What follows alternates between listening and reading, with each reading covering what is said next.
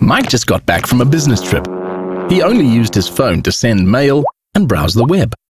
But he didn't realize that data is much more expensive when roaming, and the bill he gets is huge. So why is data roaming so expensive? Let's take a quick look. When you access the web at home, your phone simply connects to your local network. But when you're overseas, you first have to connect to a foreign network, which can charge Vodacom a fortune to connect you. So how do you roam affordably? Firstly, disable data roaming on your device if you don't need it.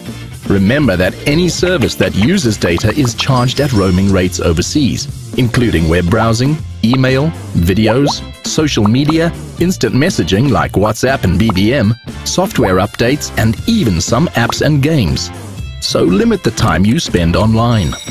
Vodacom has joined forces with networks around the world to make roaming cheaper.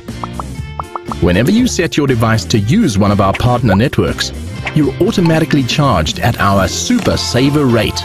Standard roaming rates can be as high as 128 Rand per megabyte, but with Vodacom Super Saver, you're charged at a fixed rate of 17.50 Rand per megabyte, helping you lower data costs and save money. To find out more about data roaming and our partner networks, visit vodacom.co.za/roam.